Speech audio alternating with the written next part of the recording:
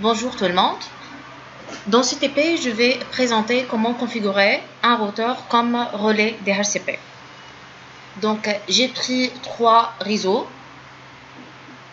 2 réseaux locaux et un réseau WAN.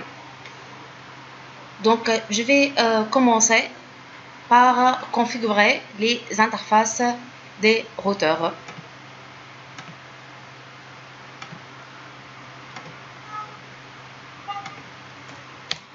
Donc, je vais accéder au mode privilégié, après au mode configuration globale.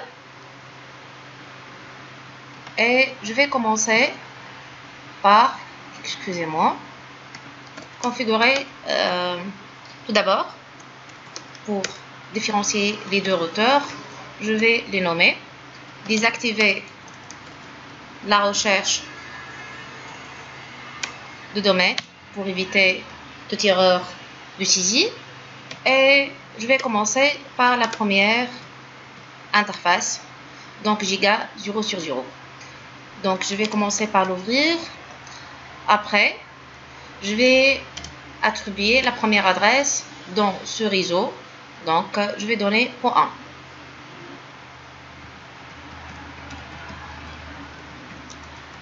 Et suivi du masque. Après, je vais passer à la deuxième interface.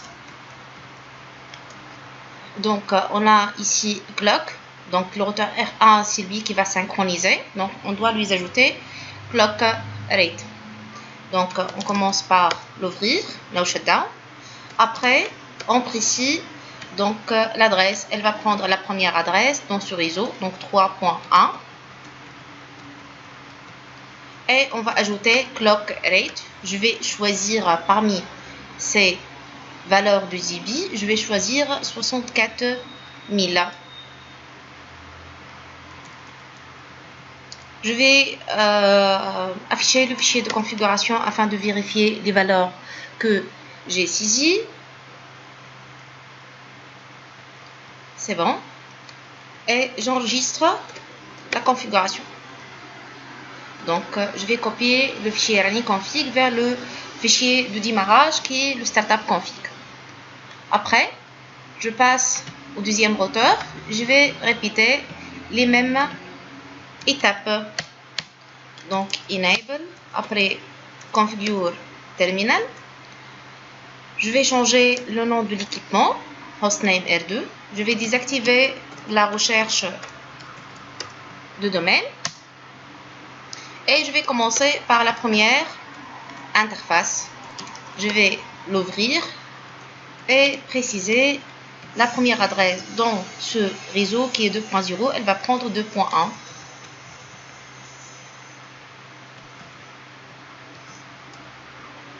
Après, exit et j'accède à la deuxième interface.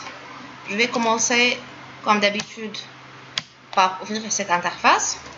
Et je vais choisir la deuxième adresse puisque la première adresse était prise par le routeur R1. Et on ne va pas bien sûr ici mettre du chlore parce que donc c'est le routeur R1 qui va synchroniser cette liaison.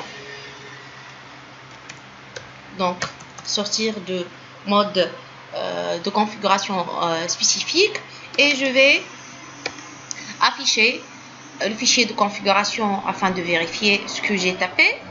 C'est bon. D'accord.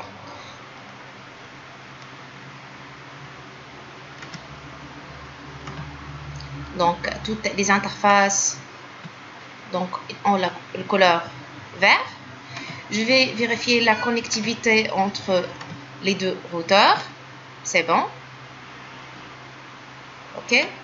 Maintenant, je ne peux pas tester la connectivité entre les PC puisque donc, dans cette épée, on ne va pas donner une adresse statique, mais on va utiliser le DHCP.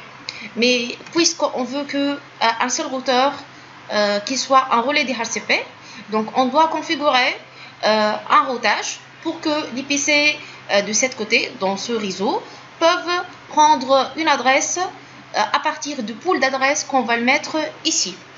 Donc, on va choisir comme protocole de routage RIP, qui est le plus simple. parce que ce n'est pas le but de notre TP. Donc, on va choisir un protocole de routage simple qui est de type RIP. Donc, c'est un protocole de routage à vecteur distance. Donc, le coût dans ce protocole est le nombre de sauts. Il ne prend pas en considération les autres paramètres de la liaison. Donc, pour le configurer, router RIP, on précise la version 2 pour que si on a des sous-réseaux, le routage RIP il prend en compte. Sinon, il va prendre que les adresses avec classe, c'est-à-dire il va travailler uniquement avec les parties de réseau qui se trouvent dans la classe A, B et C. Donc, et je vais mentionner les networks, les adresses du réseau directement connectées à ce routeur, qui sont ce réseau-là et l'autre réseau. 1.0 et le 3.0. Donc, router RIP version 2. Et je vais mentionner dans chaque ligne l'adresse du réseau, donc de chaque réseau qui est directement connecté au routeur où je suis en train de faire la configuration. Donc, and, et je vais vérifier le fichier de configuration comme d'habitude. C'est bon. Et j'enregistre la configuration. Je vais répéter la même opération pour le routeur R2. Router RIP version 2. Et je vais ajouter network 2.0 et 3.0.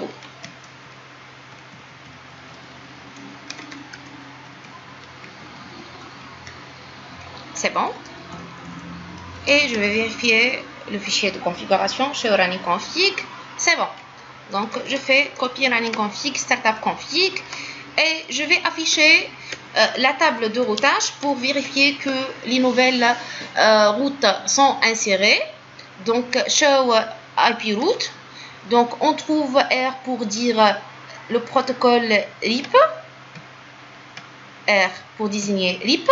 Donc, à partir de R2, on peut atteindre le réseau 1.0 à partir de le routeur voisin R1 ayant l'adresse 3.1. Et les deux autres réseaux, donc 2.0 et 3.0, sont directement connectés. Pour cette raison, on trouve le C pour dire connected. De même, on doit trouver la nouvelle ligne avec la désignation R dans la table de routage de routeur R1. Donc, c'est bon. On peut atteindre 2.0 via 3.0 qui est cette adresse, l'adresse du routeur directement donc connecté. Maintenant, on peut configurer et passer au DHCP. Donc, pour faire cela, on va configurer, on va mentionner tous les pools d'adresses dans le routeur R2. C'est-à-dire, quels sont les réseaux où on veut configurer, on veut que les PC ils prennent les adresses d'une façon dynamique. C'est ce réseau-là et ce réseau. Donc, on a deux pools d'adresses. C'est le pool qu'on va le nommer. Donc, LAN 1 et ceci pour LAN 2. D'accord? Donc, on va commencer par LAN 1. Donc, sous le mode de configuration globale.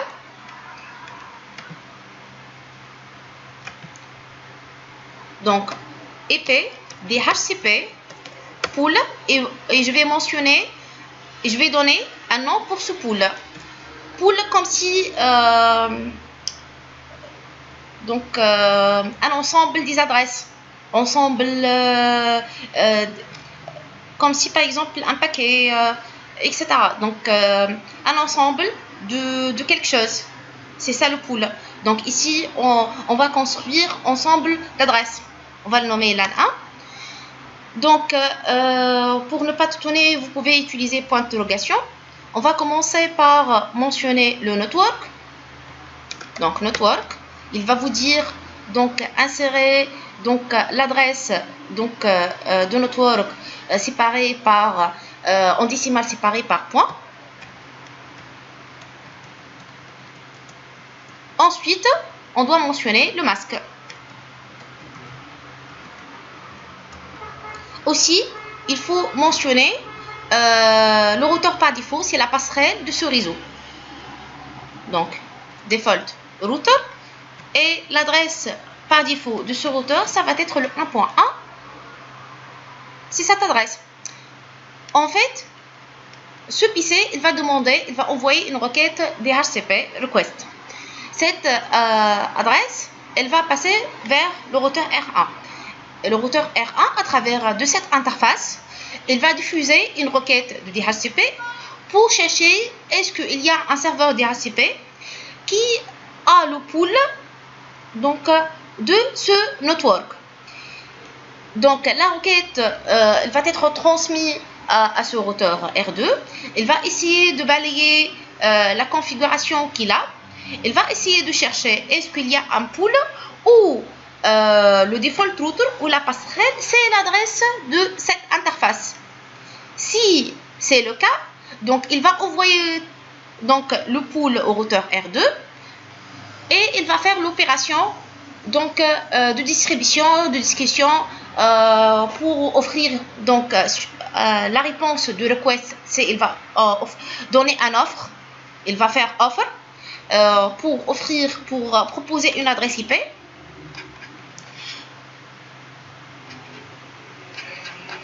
Donc, une demande.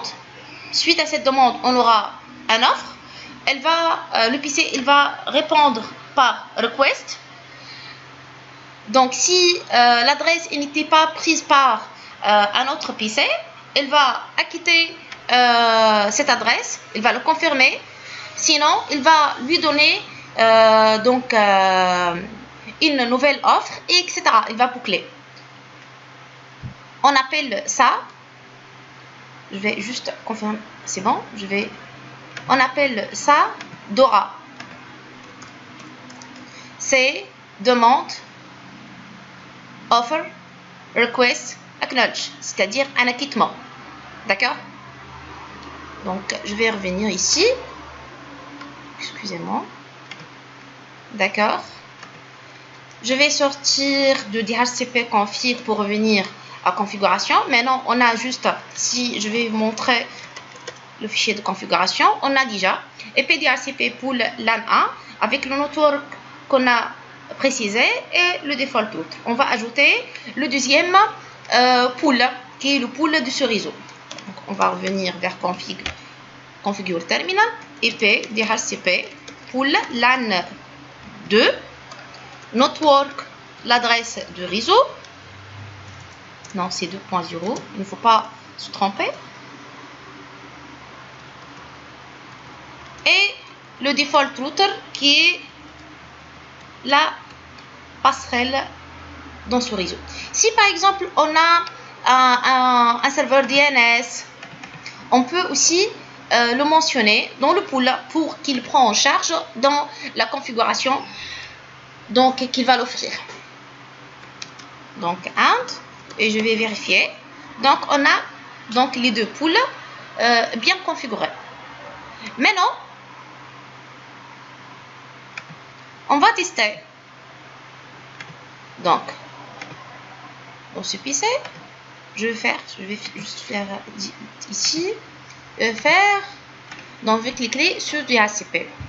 Il va prendre la deuxième adresse avec un masque juste et la passerelle par défaut. Donc, DHCP request successful. Et pour le deuxième PC, c'est pareil. C'est bon. Maintenant, pour le cas de ce LAN, est-ce que si on clique sur le DHCP, ça va marcher ou non? Non.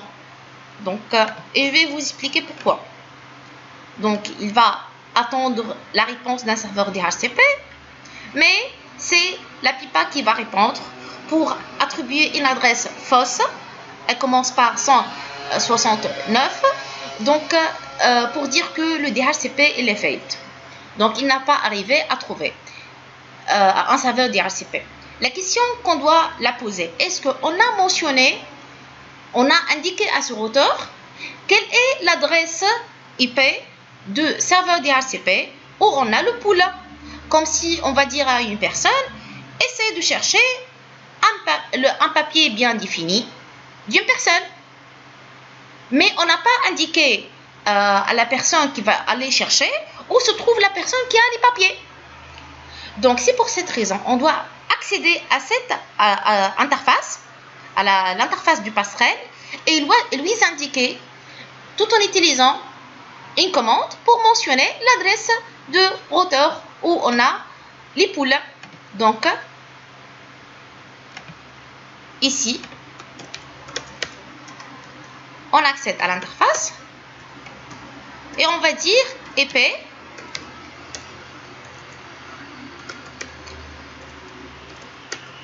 on va utiliser IP helper addresses, c'est-à-dire il va nous faire du help pour nous donner des adresses. Et on va mentionner l'adresse de destination.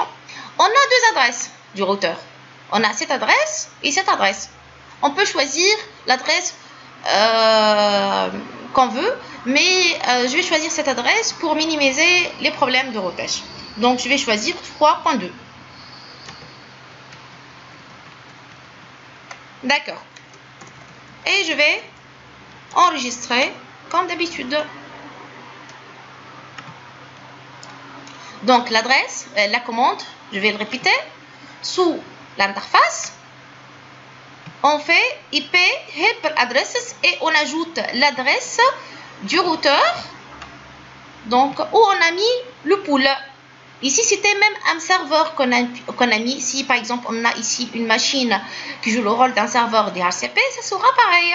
On entre dans l'interface et en utilisant la commande IP helper addresses, on précise l'adresse de l'équipement qui joue le rôle d'un serveur DHCP.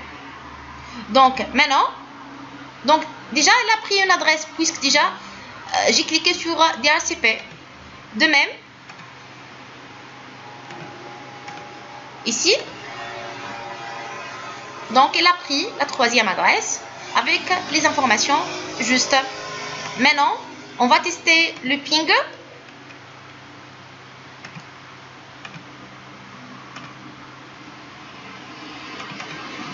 Donc, c'est correct, ça marche. Donc, ça peut au début, donc à cause de mise à jour, etc., faire un retard de mise à jour de routage. Donc, juste vous répétez, c'est bon. Donc, on peut atteindre n'importe quel équipement. D'accord. Donc, j'espère que vous avez compris comment faire le routage, la configuration de relais DHCP. Et aux prochaines vidéos.